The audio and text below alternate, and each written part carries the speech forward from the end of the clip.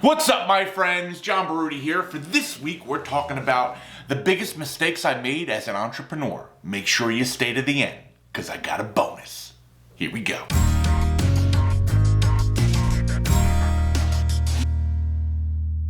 All right, here we go. The top things that I made mistakes about as an entrepreneur. Number one, thinking people should work as hard as me. Yeah. It's a problem. It was always a problem. It's probably still a problem, but nobody's working for me anymore. So, this is one that I probably still haven't mastered, but it's one that a lot of us as entrepreneurs have a problem with, right? Me, I shouldn't say we, but me, I felt that my employees should work as hard as me. Why not? I work 24/7. Why don't you? Well, genius, they're employees. They're not the owners of the company. They don't benefit like we do when the company does super well. They should as employees.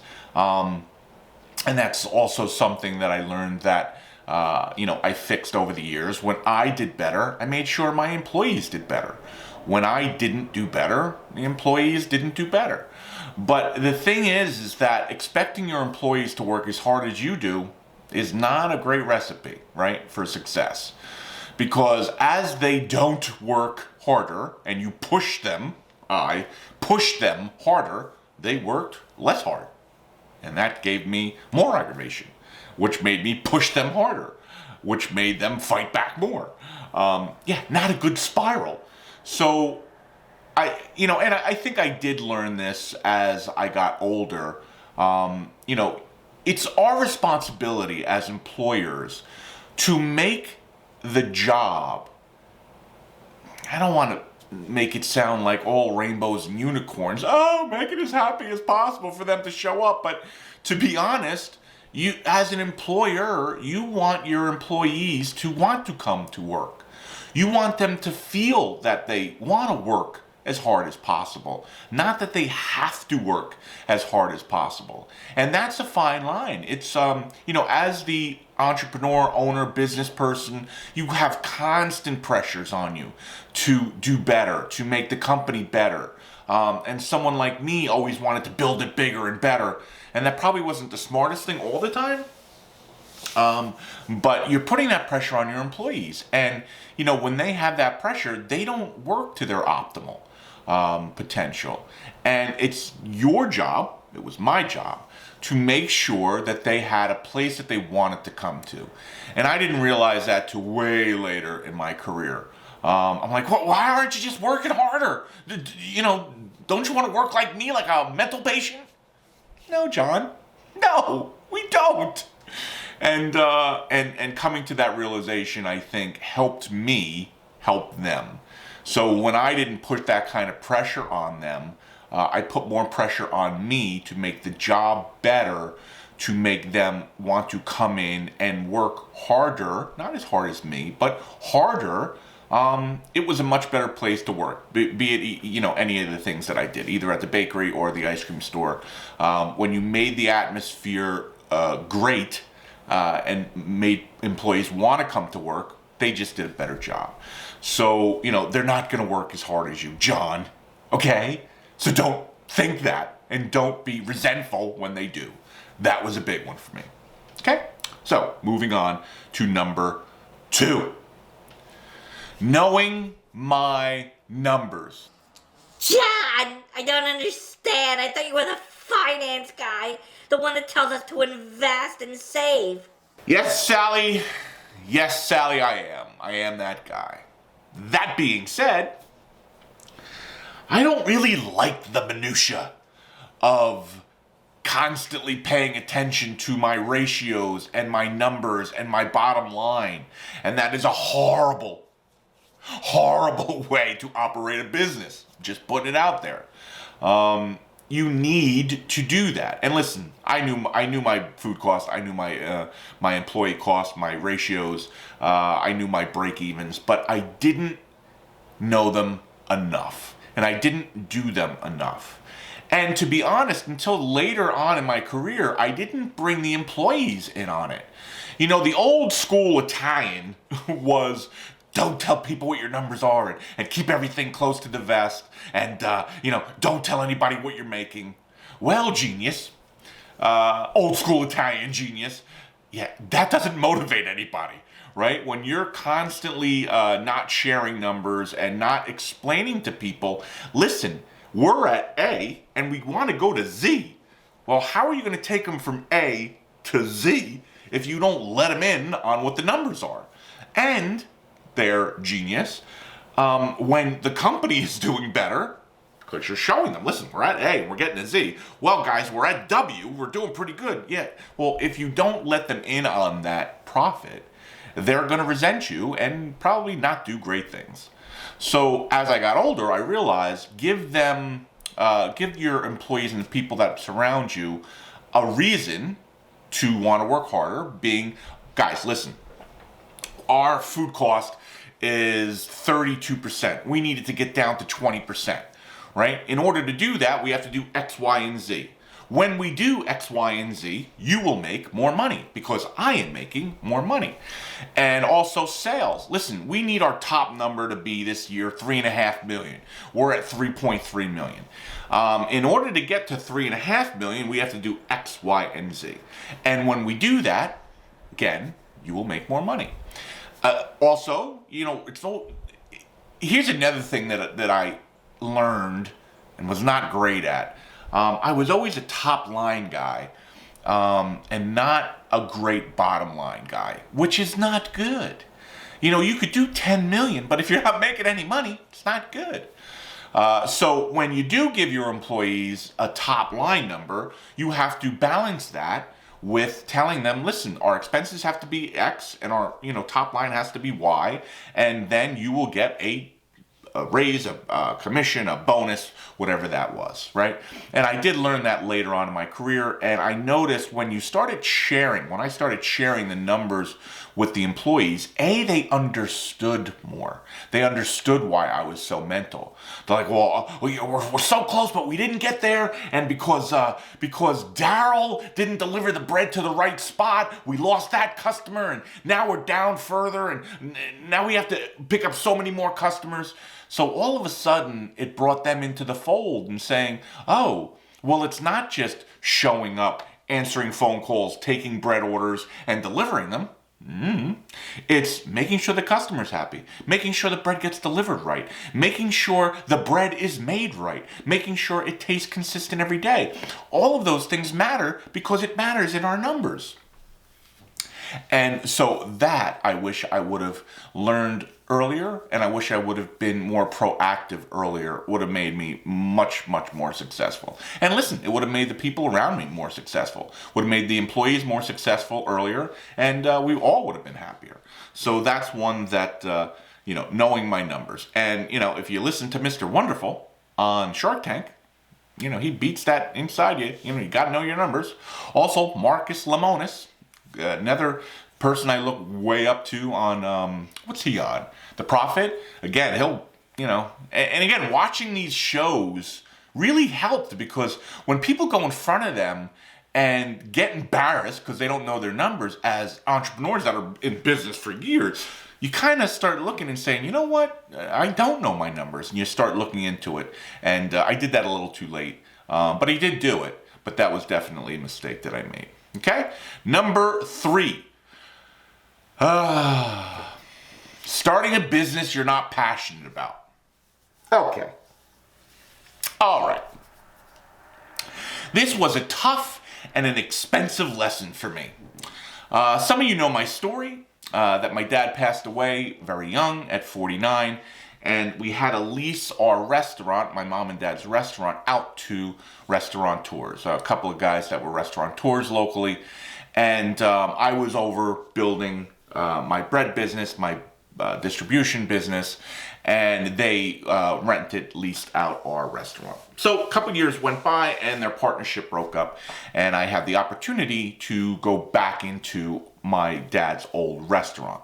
And at that time, the distribution of the bread was doing great, and genius me figures, well, let me go build a bakery But I didn't want to just build a bakery because I was afraid that wasn't going to be enough. So I said, let's build a restaurant / bakery. And for those of you that don't know, I hated the restaurant business. Probably because I felt that I didn't have a choice. I had to be there all the time when I was young. So that was resentful. And I just didn't like the business. It was miserable. My family was miserable. Unfortunately, we loved each other, but miserable because of that business. So I hated it. But me being me, figuring, restaurant, I grew up in this. I know this backwards and forwards. And by the way, I want to build a bakery anyway, so the restaurant will just be like a caveat. Yeah, well, I just said wasn't passionate about the restaurant. So because I was doing so well in the distribution, I had the money, rebuilt the place, added on. It was beautiful, spent hundreds of thousands of dollars renovating it, and I took on a friend / partner that was going to be the chef of the restaurant. And it didn't work out. It was not his fault. It was all my fault. And again, these are part of the things that I'll discuss in other numbers. But he wasn't the right person.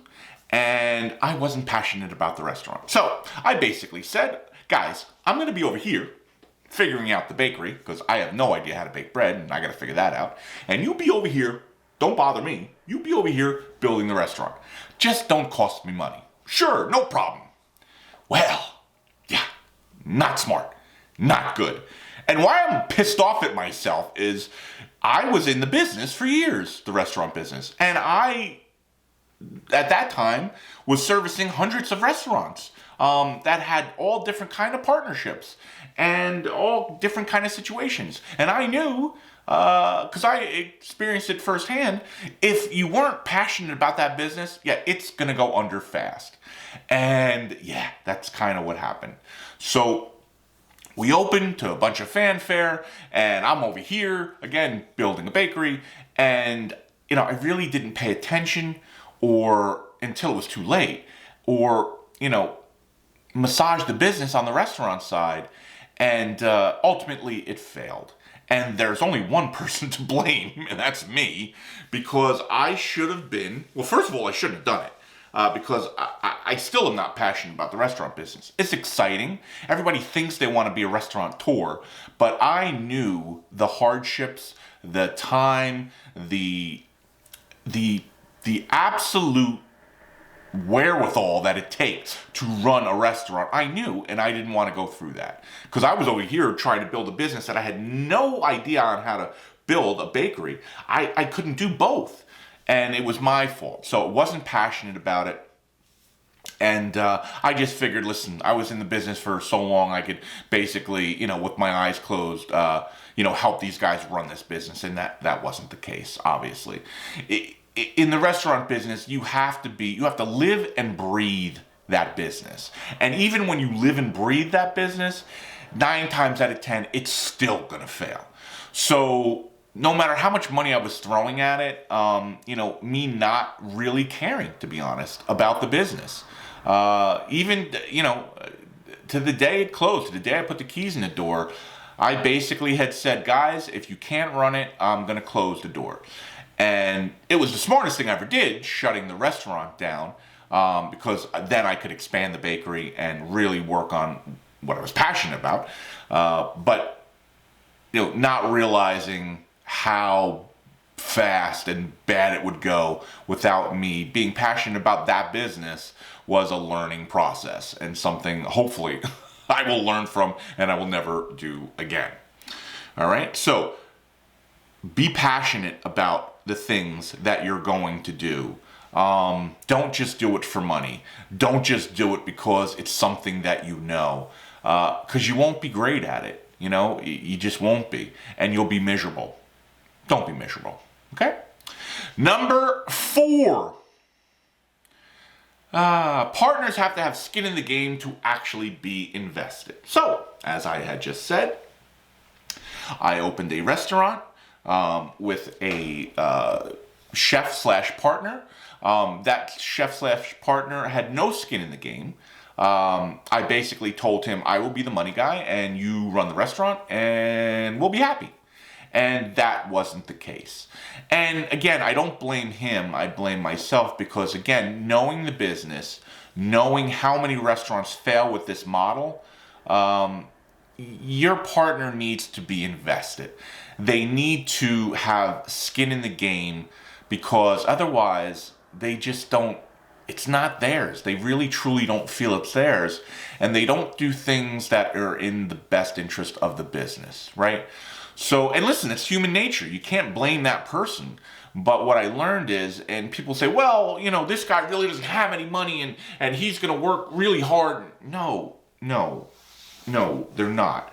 And it's not because they won't want to. It's because it's human nature, right? It's because that if we don't feel invested in something, we're not going to do our best job, first of all. Second of all, listen, not everybody, not always because they have the talent are they the right person. And that's another part that I'm going to talk about a little later in this. Maybe they're not the right person. But I do know this. When they have their own money in the game, no matter how, listen, if I'm putting in $300,000, could they put in 10?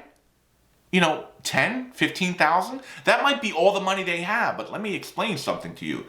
If they're putting in 10 or 15,000 and that's all they have, believe me, they act a lot different because that's their money now. They could lose that money. That's the only money they have. And it's important for them to be invested. So what I learned is, first of all, I'm not a partner guy. I really shouldn't say that because I don't really like projecting things that I'm not. But I feel partnerships are very difficult. All kinds of partnerships, marriage, business. Sometimes business partnerships are even harder than marriage. So you have to be the right people, and partnerships are tough. So if it is going to work and you are going to do a partnership, make sure both parties are invested monetarily, because this way there is skin in the game and they can lose and you can lose.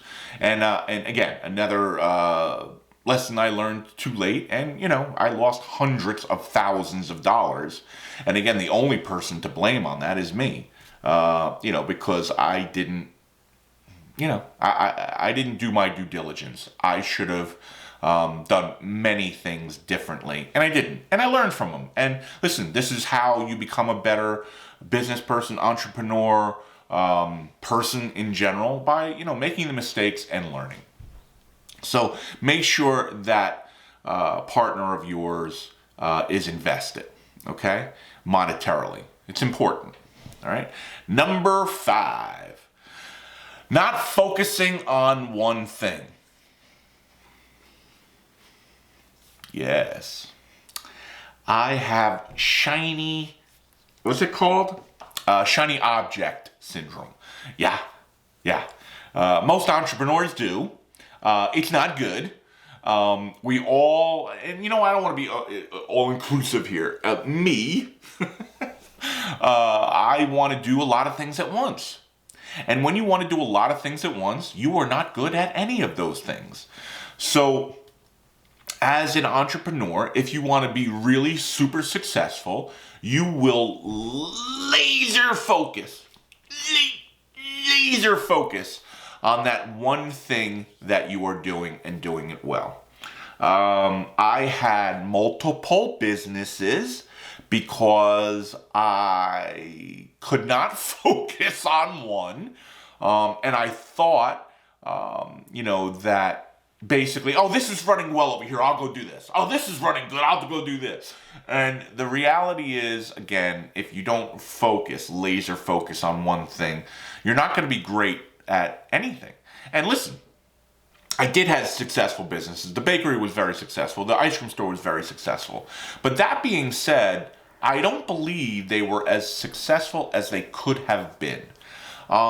I truly believe if I focused on the bakery, I could have easily been a $20-30 million bakery. Easily. But this goes back to the passion thing. I loved the bakery and I was passionate about it. I was passionate about my customers. I really love servicing people. I was not passionate about the business. It was a tough, exhausting business. And all I could think of is if I made it any bigger, I was going to have to do more work. So I figured, let me go start this. This will be easier. This will be more down in my wheelhouse. And I didn't focus on it. And what I should have done is realize that if I focused on the bakery, as I ramped it up, it actually would have been easier, not harder. Because I would have focused on the people. I would have brought the right people on the bus. I would have searched out, better people to help me bring this along. And as the numbers would have rose, my life would have gotten easier. I would have been in a more of an actual CEO position that I'd be directing, pulling people forward, giving direction, and not doing a lot of the physical work that I was doing, because who didn't show up? What baker didn't come in? What driver didn't show up? Who's not in the office today? So basically, me not focusing on one thing was ultimately a good thing. I had multiple businesses, the properties I love buying, but inevitably it didn't make me as successful as I could have been. And if I could stress anything, I would have been much more focused on one or the other. So the realization is, if I didn't love the bakery, I should have probably sold it earlier and focused on the ice cream store. And to be honest, if I did that, I'd probably have 5 or 10 or 15 ice cream stores. But I didn't. I thought I could do everything at the same time. And the old saying, what is it? A jack of all trade is a master of none. And that, my friends, was certainly me. And again, I'm my worst critic, right? So I did okay in life. I always feel I could have done better. But I did okay. But if I was to go back and do it again, I would master one thing and do it really, really well. And the people around me would have been much more successful also. Number 6, thinking I knew it all. Okay, so for those of you that don't know, I started my entrepreneurial stuff pretty early. So I came out of college, and I was 20... I guess by the time I officially had my first business, my own business, I was about 22. And, I went into it with my dad, or my dad's help, and I thought I knew everything. And every 20-year-old thinks they know everything. And my dad was trying to, point me in the right directions, because listen, he was in business for years already. He knew I was making mistakes, and he didn't want me to make mistakes. But listen, I'm a 22-year-old smartass just coming out of college. I know it all. I know everything. I'm going to the moon. Not so much. All right, so if I would have just listened and right, to not only my dad, but the people around me, and to be honest, as an entrepreneur, one of your best traits is to listen and to be open-minded. And listen, you could do you could do your thing. It's just, you should always try to learn and listen as much as possible.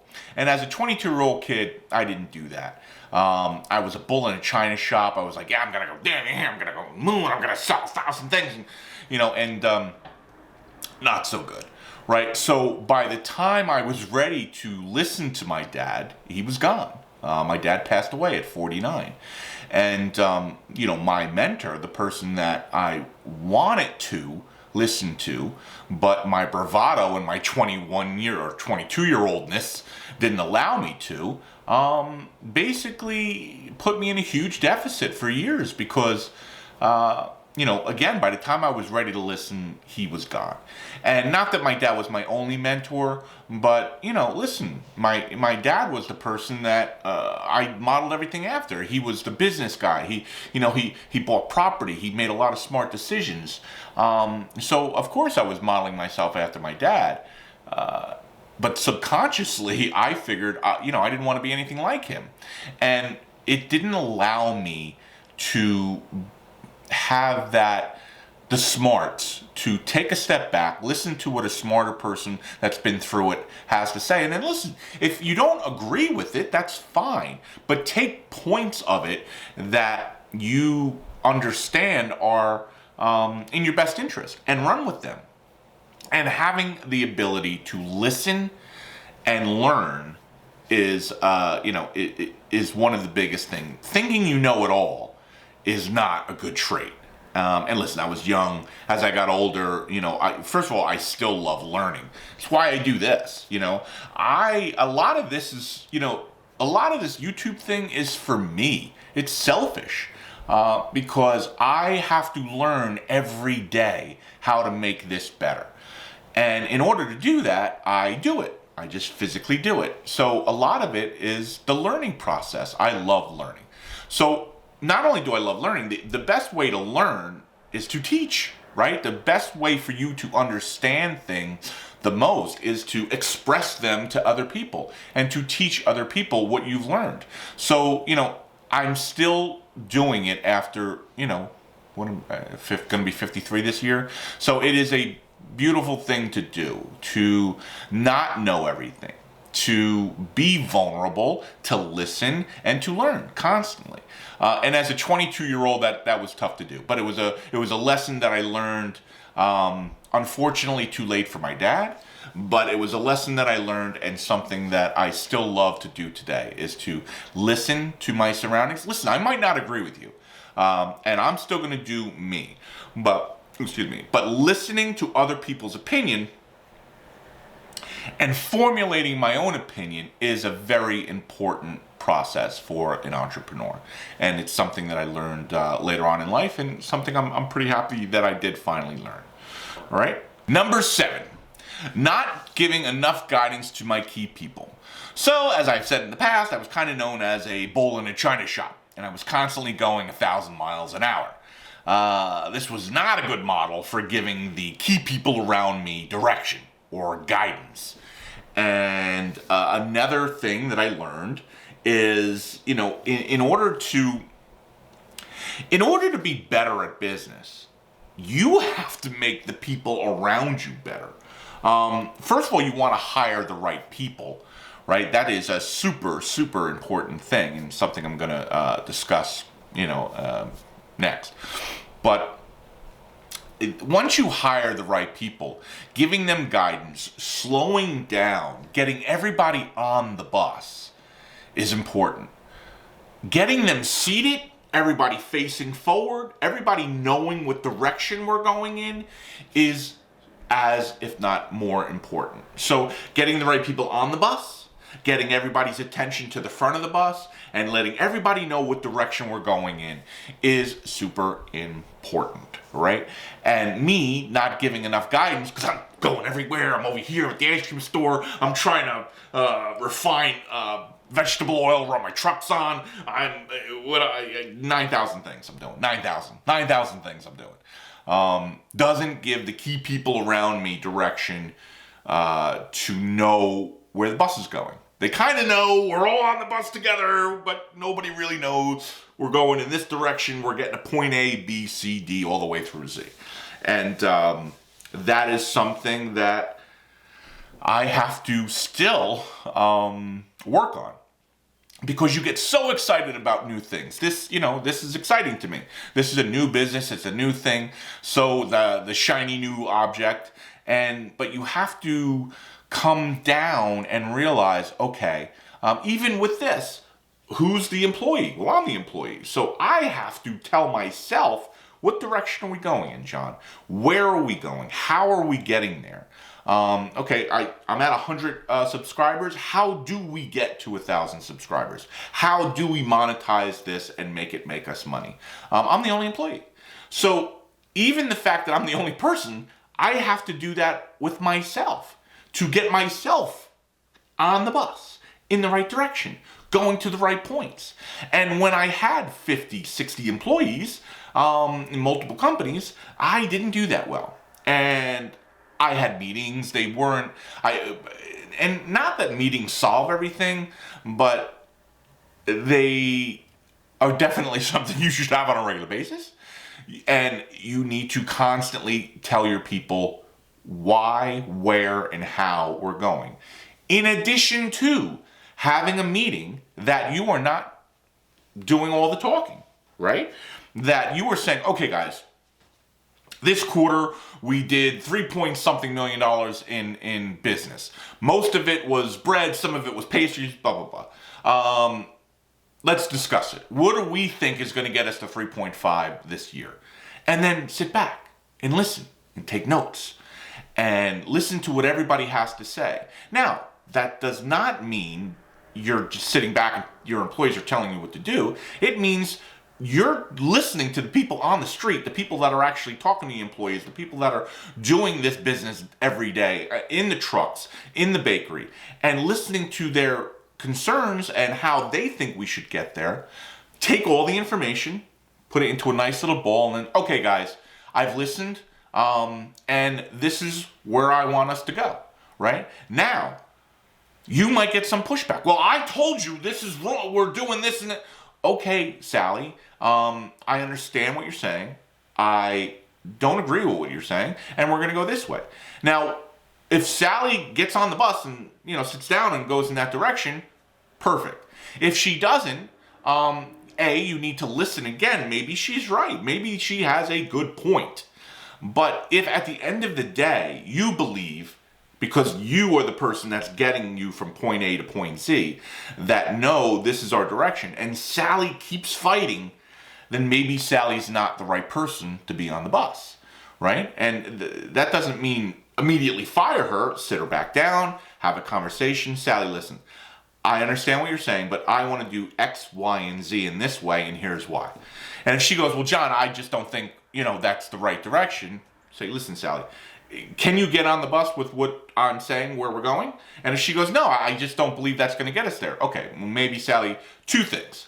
Maybe the position you're in isn't right. Maybe we can move you around. Or maybe you're not the right person to be on the bus. And you go from there. All right? So, but not giving the right amount of guidance to your key people is definitely something I have been not good at. And that scenario I just gave you, I did not do enough. And so everybody was on the bus, but everybody was looking out the window or looking out the back or, kind of having conversations on the side. In order to have a great business, everybody has to be facing forward. They need to see that light at the end of the tunnel, and they all need to start working that way. And when you don't have that, that's when you have an okay business and not a great business. And that's something that took me a while to figure out. And I probably don't have that perfectly down yet because of the type of person I am. But knowing about it, knowing I have to do it is a big key. And it's something that, if you're in business for yourself, you need to understand it. And you need to really, again, get people on the bus and get them in the right direction. Okay. Number 7.5, the bonus, because that's what we're all about here at Baruti Success, the bonuses. Not picking the right people. Well, John, we know that. How is that a bonus? I'll tell you how it's a bonus, George. We know it, but a lot of times we ignore it. And we ignore it because, especially in an atmosphere like now, I couldn't even imagine being in this atmosphere today. What is it, March 13th? Yes, it's a Sunday, and I'm here doing videos, but that's besides the point. March 13th, 2022. I couldn't even imagine having a business with multiple employees because of the challenges that are out there. With finding good employees, paying good employees, keeping good employees, all those things are a nightmare. And over the years, listen, we've had our challenges, and I've gone through times like this. I can remember, I think it was 2007. I tell this story all the time. 2007 was very similar to now, right before the big big recession or the Great Recession. I couldn't keep people. They were constantly jumping to different jobs because this bakery or that bakery or this delivery service was paying more, or this bakery for a baker was paying more, and we just couldn't keep people.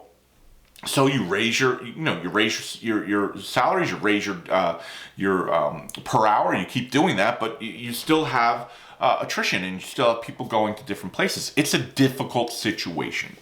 That being said, being in the business that I was in, the main business, which was the wholesale bakery, working 24 hours a day, 7 days a week, I just always said, listen, just give me bodies. I just want bodies. I'll train them. We'll train them, and and go from there. And that's not a great model. Not a great one. Listen, I got a bunch of great employees that way, but most of them were wrong. Most of them should not have been there. And the thing that hurt the most is I thought giving my good people somebody was better than giving them nobody. And the reality of it was worse, because now the people that had the right attitudes, the people that wanted to be there, are now miserable because they see you paying all this money to get this guy to just show up when they might be getting paid the same or maybe just a little bit more than him, and they're doing 3/4 of the work, and they have to basically drag him along or her along. And it's not a great atmosphere. So it is much better to cut people as soon as they are the wrong person. That being said, that is easier said than done. It is very hard, especially in an economy like we're in, to just get rid of people that are wrong for the bus. The problem is, it's the right thing, and the thing you have, listen to me, the thing that you have to do. Even if, my view now is, even if I had to shrink the company to model just the right employees, was the better decision than to keep growing with the wrong employees, because it will get out of control fast, which it did for me. And it made my life miserable every day, and it made my great employees, the ones that, should have been there and should be getting a great salary, it made them miserable. What I should have done is cut the cancer as fast as possible and pay the good people more. With the understanding that if we found another good, right person, that the amount that you're paying them to do the extra work would have to be reversed, because we found the right person, they're doing a great job, they're making their job easier, so now, again, we have to distribute the wealth. And that's hard to do, because it's hard to give people money and then take it back. But if you give people more money with the understanding that, listen, Joe, we're sucking wind right now, and, can you handle the work, they can, but again, this is a conversation now. Can you handle the work? I want to pay you more until we find the right person to make your job easier. Is that something that you think you can do? Yes. Joe, I just want you to understand. So you're working harder, and because we don't have the right or enough people, but if we do find the right person, and I want to emphasize the right person, if we find another Sally or Karen and she's not right, I'm not going to touch your salary. Let's give it some time. But if we find a perfect employee and they make your life easier, can I bring your salary back to what it was? And have that understanding with them. And again, in today's world, man, people are paying 3, 4, 5 times, just to keep people. So it's a hard conversation, and I understand. But it's better, again, to get rid of the wrong people as fast as possible and keep the right people going forward to the point in the future that we all want to get to, and you will grow a much better company. And that's something I was not good at. It's something I have to constantly work at. And if I built this or any other business up with new employees, it's something I'd constantly have to be aware of. Getting rid of the right people, looking for paying the right people the right money, so they feel that they're part of your business and they want to make it grow and better. And then you can all go in the right direction. So listen, these are 7.5 of the reasons that I feel that held me back over my career. And these are the 7.5 biggest mistakes I feel I made. They are not the only mistakes that I made. I made hundreds of mistakes.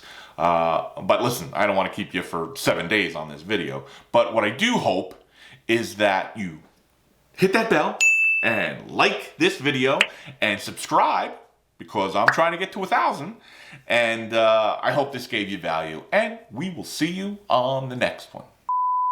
All right. Okay. What are we doing for this end of the video?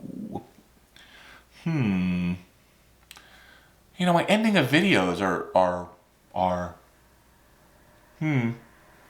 they are escaping me. Let's see. Okay. My big mistakes, my huge mistakes. That's what I have to share today. We'll see you on the next one.